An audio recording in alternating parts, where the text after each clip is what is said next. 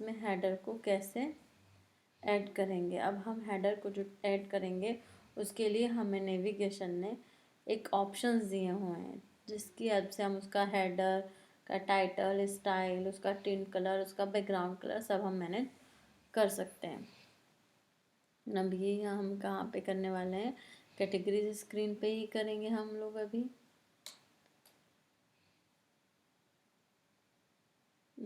चलिए तो हम लोग इस स्क्रीन में करते हैं।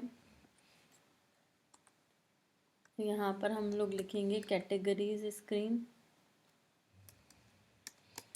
ये हमारा वही कैटेगरीज स्क्रीन है, क्योंकि हम इसी को नेविगेशन ऑप्शन या उसका हेडर हम सेट कर रहे हैं, इसलिए ये जो नेविगेशन ऑप्शन है ये हमें रिएक्ट नेटिव ने दिया है, जिसकी हेल्प से हम अपने जो भी बेसिक हेडर की जो रिक्वायरमेंट्स है वो फुलफ़िल कर सकते हैं। ये सारे जो मेरे पास प्रॉपर्टीज़ हैं, ये सारी प्रॉपर्टीज़ जो मुझे रिटर्न करेंगी वैल्यूज़, वो सिर्फ कैटेगरीज स्क्रीन के लिए ही रिटर्न करेंगी। ये मेरा हेडर का टाइटल हो गया, ये हेडर का टाइटल हो गया है। यहाँ पर हेडर का टाइटल जो है वो मेरा क्या होगा, मेरा हेडर का टाइटल होना चाहिए, मैं चाहती हूँ कि कैटेगरीज नहीं लिखा हो, कैटेगरीज तो स्पेसिफिक नहीं है ना, तो हम चाहते हैं कि यहाँ हमारा कैटेगरीज में लिखा है कि ये हमारी मील कैटेगरीज हैं। उसके बाद हम आते हैं यहाँ पर हेडर स्टाइल। ये हमारा हेडर स्टाइल है। अब हमने हेडर स्टाइल को क्या दिया है, हमने यहाँ पे बैकग्राउंड दिया है, हमें यहाँ पे बैकग्राउंड कलर देना है। तो हम हेडर स्टाइल हमारी कई तरह से हो सकती है, तो हमने यहाँ पर बैकग्राउंड कलर दे दिया है इसको। अब बैकग्राउंड कलर में हमने क्या दिया है, हमारा जो कलर्स है, हमारा कलर्स डॉट प्राइमरी कलर जो था उसका हम उसे यहाँ पर यूज़ करेंगे। ओके, अब हमें यहाँ पर सजेशन नहीं मिल रहा है और ये मुझे कुछ एरर दे रही थी। अब मुझे यहाँ सजेशन नहीं मिल रहा है, तो मैं यहाँ पर क्या करूँगी, नहीं मिल रहा है इसका मतलब मैंने कुछ इंपोर्ट नहीं करा है। मैंने इंपोर्ट नहीं करा तो मुझे इंपोर्ट तो करना होगा भाई। ये मैंने लिख दिया कलर्स, कहाँ से आएगा, from dot dot dot constant colour, from constant from constant slash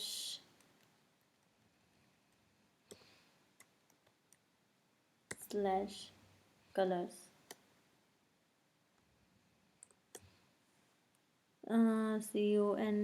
CONSTNT colors। Okay,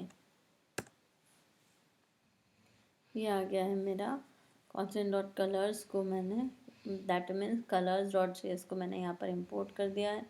ये मेरा प्राइमरी कलर है। ये मैंने यहाँ पर सेमी कॉलन भी दिया है बिकॉज ये ज़रूरी है।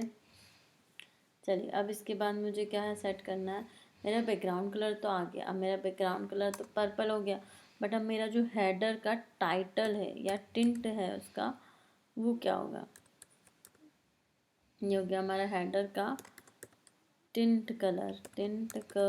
Header tint colour. अब हेडर टिंट कलर क्या होगा हमारा, कलर्स डॉट, अच्छा जी, ये जो कलर्स वो है जो हमने ऊपर इंपोर्ट किया है ना, वो कलर्स है। तो कलर्स डॉट एक्सेंट कलर चाहिए या प्राइमरी कलर चाहिए हमें उसका टिंट कलर, तो हम यहाँ पर टिंट कलर क्या देंगे, हम टिंट कलर हम उसको यहाँ पर देंगे उसका वाइट कलर। यहाँ हमने इसको दे दिया है, हमें यहाँ एंड्रॉयड का जो है वो हमें वाइट कलर देना है। चलिए, हमें तो यहाँ पे कलर लिखने की ज़रूरत ही नहीं है, हम यहाँ वाइट लिख देंगे। अब जो हमने वाइट यहाँ पर लिखा है तो हमें ये भी करना होगा, ठीक है। ये हमारा हो गया वाइट कलर। अब ये जो दिख रहा है ये नेविगेशन ऑप्शन, यही है जो कि हमारे हेडर की स्टाइलिंग करने में हेल्प करता है और उसका कॉन्फ़िगरेशन करता है। चलिए अब हम लोग रन करके देखते हैं कि क्या हमसे मिस हो गया है या हमने इसमें क्या मिस कर दिया है। देखेंगे कि हम कैसे अपने जो हेडर है उसको डायनेमिकली कर सकते हैं। मतलब मेरा पहला पेज तो मेरा डिफाइंड है कि मेरा पहला पेज है जो मील कैटेगरी है, ये मुझे पता है मील कैटेगरी है, इसका मैंने हेडर भी दे दिया है कि मील कैटेगरी है। अब जब मैं इटालियन फूड पे क्लिक करती हूँ तो इटालियन फूड मुझे यहाँ पे स्क्रीन पर दिखना चाहिए। जब मैं एग्जॉटिक को क्लिक करती हूँ तो मुझे यहाँ पर एग्जॉटिक फूड दिखना चाहिए। तो मुझे इसके लिए क्या होगा, डायनेमिक मुझे डेटा चाहिए हेडर के लिए। चलिए तो हम डायनेमिक हेडर डेटा के लिए हेडर बनाते हैं। ये हमारा टच ओबेसिटी सेम रहेगा, उसमें कोई चेंजेस नहीं होंगे। सिर्फ हमें एक बात ध्यान रखनी होगी कि हम डेटा को कैसे पास करते हैं। अब हमें एक स्क्रीन से दूसरे स्क्रीन पर डेटा भी पास करना होगा। ठीक है, जब हम डेटा पास करेंगे, क्योंकि मेरा जो नाम है वो इस स्क्रीन पे है, यह जो नाम है वो इस स्क्रीन पे, तो ये नाम को मुझे उधर पास करना होगा, तो मुझे और भी कुछ पैरामीटर्स पास करने होंगे। तो ये पैरामीटर्स मैं कैसे पास करती हूँ, इन पैरामीटर्स को पास करने के लिए मुझे रिएक्ट नेविगेशन ने अपने ही डॉट नेविगेट मेथड में कुछ पैरामीटर पास करने की परमिशन दी है। तो ये उसका एक प्रॉपर्टी है जिसका नाम है पैरम्स। ये जो पैरम्स है यहाँ पे मैं पास कर देती हूँ। यहाँ पे मैं आर्गुमेंट में लिखती हूँ मेरा कैटेगरी आईडी। कैटेगरी आईडी जो था मेरा, यहाँ मैंने कैटेगरी आईडी लिखा है। इस कैटेगरी आईडी में मुझे क्या क्या चीज़ें रखना होंगी, item data dot item dot ID. हमने ये जो आईडी है ये हमने और कहाँ कहाँ रखा है, ये आईडी हमने अपने ये कैटेगरी का जो कंस्ट्रक्टर है, कैटेगरी डॉट जेएस मॉडल का कंस्ट्रक्टर है, वहाँ भी हमने इसको यूज़ करा हुआ है। चलिए वापस चलते हैं हम कर देखिए। ठीक है, हमें इस स्क्रीन पर अभी आना है। अभी चलिए, हमने यहाँ इसको कैटेगरी आईडी पैरम को तो मैंने पास कर ही दिया है। अब बात क्या है, अब बात ये है मेरी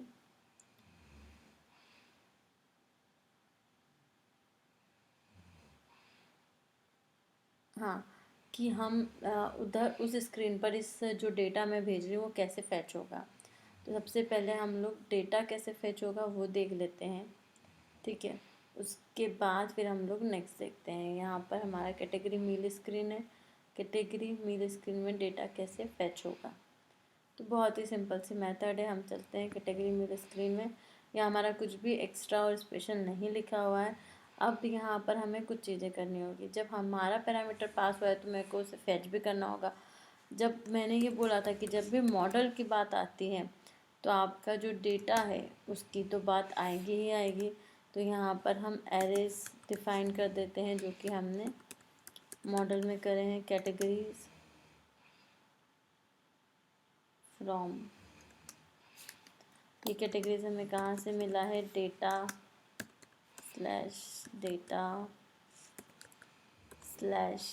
slash dummy data.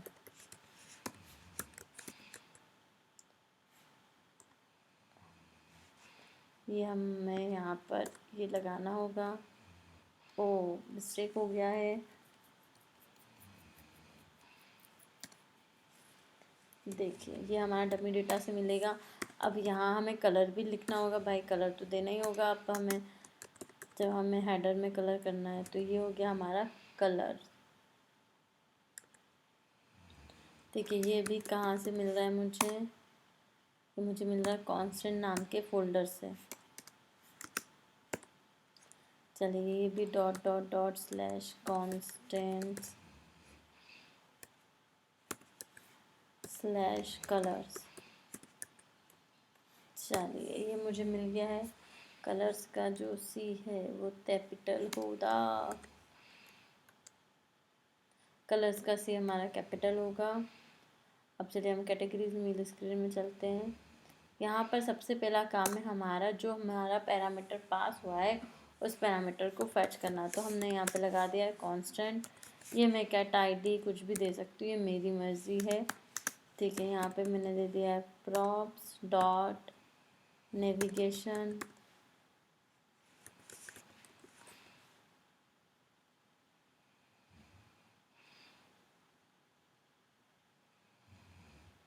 Props dot navigation dot navigate नहीं होगा यहाँ पर। नेविगेशन की बहुत सारी और भी मेथड है नेविगेट के अलावा। यहाँ पर हमें मिलेगा गेट पैराम नाम का एक मेथड, जिससे मैं पैरामीटर जो है वो फैच कर सकती हूँ। पैरामीटर मुझे किसकी हेल्प से मिल रहे हैं? पैरामीटर मुझे मिल रहे हैं कैटेगरी आईडी की हेल्प से। ओके, ये हमारा कैटेगरी आईडी हो गया। ये कैटेगरी आईडी हमारे पास कहाँ से आया? ये कैटेगरी आईडी वही कैटेगरी आईडी है जो मैंने पास किया था उसके पैरामीटर में। ये रहा कैटेगरी आईडी। इसी कैटेगरी आईडी के बिहाफ में हम लोग फेच करेंगे। ओके, चलिए अब नेक्स्ट में क्या होता है। अब हमने यहाँ पर टचेबल ओबेसिटी को ऐड कर दिया है। अब हम देखते हैं कि हम इसमें बेसिक हेडर को कलर कैसे करते हैं, या बेसिक हेडर को कॉन्फ़िगरेशन हम कैसे करते हैं। इसके लिए हम एक कॉन्स्टेंट का फोल्डर बनाएंगे। उस कॉन्स्टेंट के फोल्डर में हमें ऐड करना है कलर कोड, जो कि हमारा 2 कलर कोड होंगे, एक प्राइमरी होगा और एक सेकेंडरी कलर कोड होगा।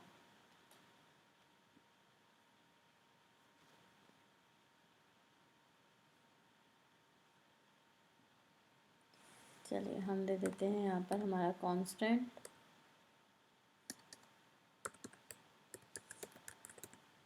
ये हमारा कांस्टेंट है, इसमें हम फाइल ऐड करेंगे। जो हमारी फाइल होगी उसका नाम होगा कलर्स।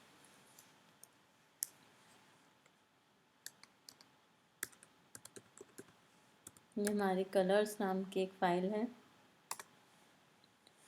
अब इसमें हम 2 कलर दे देंगे, जो भी हमारे प्राइमरी और सेकेंडरी कलर होगा हम उसे दे देंगे। तो हमारा जो कलर है उसको हम यहाँ पर एक्सपोर्ट करेंगे। एक्सपोर्ट डिफ़ॉल्ट में इसलिए दे रही हूँ क्योंकि ये हमारा डिफ़ॉल्ट ही है। हमने इस कांस्टेंट को कोई हम यहाँ पर नाम नहीं दे रहे हैं, हम इसे एज ए कांस्टेंट फीचर ही यूज़ करेंगे। अभी हमें जब भी ज़रूरत पड़ेगी और हम जब एपीआई का यूज़ करेंगे तो तब भी हम इस तरह की कांस्टेंट फाइल बना सकते हैं, और वहाँ पर हम अपना एपीआई का जो बेस यूआरएल होता है वो हम यहाँ पर रख सकते हैं। 4A148C, it's a purple colour. और जो हमारा सेकंड कलर है वो है एक्सेंट कलर। वो जो एक्सेंट कलर होगा हमारा वो क्या होगा? वो हमारा ऑरेंज कलर होगा। FF, ये हमारा हेक्सा कोड है। ये हेक्सा। अब हमें जो सबसे बड़ा काम करना है वो काम ये करना है कि हम इसमें हेडर को कैसे ऐड करेंगे। अब हम हेडर को जो ऐड करेंगे उसके लिए हमें नेविगेशन ने एक ऑप्शंस दिए हुए हैं, जिसकी हेल्प से हम उसका हेडर का टाइटल, स्टाइल, उसका टिंट कलर, उसका बैकग्राउंड कलर सब हम मैनेज कर सकते हैं। अब ये हम कहाँ पे करने वाले हैं? कैटेगरीज स्क्रीन पे ही करेंगे हम लोग अभी।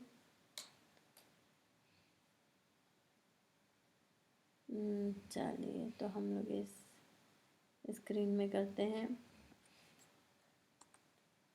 यहाँ पर हम लोग लिखेंगे कैटेगरीज स्क्रीन। ये हमारा वही कैटेगरीज स्क्रीन है, क्योंकि हम इसी को नेविगेशन ऑप्शन या उसका हेडर हम सेट कर रहे हैं, इसलिए ये जो नेविगेशन ऑप्शन है ये हमें रिएक्ट नेटिव ने दिया है, जिसकी हेल्प से हम अपने जो भी बेसिक हेडर की जो रिक्वायरमेंट्स है वो फुलफ़िल कर सकते हैं।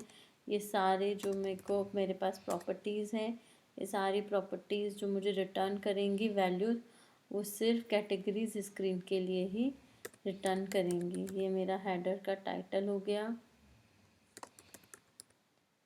ये हेडर का टाइटल हो गया है। यहाँ पर हेडर का टाइटल जो है वो मेरा क्या होगा? मेरा हेडर का टाइटल होना चाहिए, मैं चाहती हूँ कि कैटेगरीज नहीं लिखा हो, कैटेगरीज तो स्पेसिफिक नहीं है ना, तो हम चाहते हैं कि हमारा कैटेगरीज में लिखा है कि ये हमारी मील कैटेगरीज हैं। उसके बाद हम आते हैं यहाँ पर हेडर स्टाइल। ये हमारा हेडर स्टाइल है। अब हमने हेडर स्टाइल को क्या दिया है, हमने यहाँ पे बैकग्राउंड दिया है, हमें यहाँ पे बैकग्राउंड कलर देना है। तो हम हेडर स्टाइल हमारी कई तरह से हो सकती है, तो हमने यहाँ पर बैकग्राउंड कलर दे दिया है इसको। अब बैकग्राउंड कलर में हमने क्या दिया है, हमारा जो कलर्स है, हमारे कलर्स डॉट प्राइमरी कलर जो था उसका, हम उसे यहाँ पर यूज़ करेंगे। ओके, अब हमें यहाँ पर सजेशन नहीं मिल रहा है और ये मुझे कुछ एरर दे रही थी। अब मुझे यहाँ सजेशन नहीं मिल रहा है, तो मैं यहाँ पर क्या करूँगी, नहीं मिल रहा है इसका मतलब मैंने कुछ इंपोर्ट नहीं करा है। मैंने इंपोर्ट नहीं करा तो मुझे इंपोर्ट तो करना होगा भाई। ये मैंने लिख दिया कलर्स, कहाँ से आएगा, from dot dot dot constant color, from constant from constant slash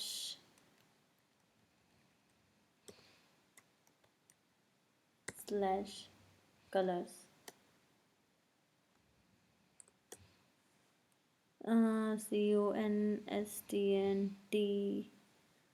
const colors।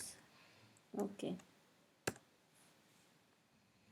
ये आ गया है मेरा constant डॉट कलर्स को मैंने, that means colours dot JS को मैंने यहाँ पर इंपोर्ट कर दिया है। ये मेरा प्राइमरी कलर है। ये मैंने यहाँ पर सेमी कॉलन भी दिया है बिकॉज ये ज़रूरी है।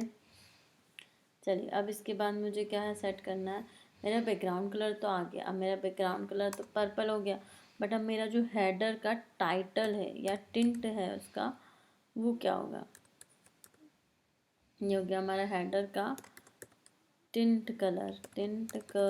Header tint colour.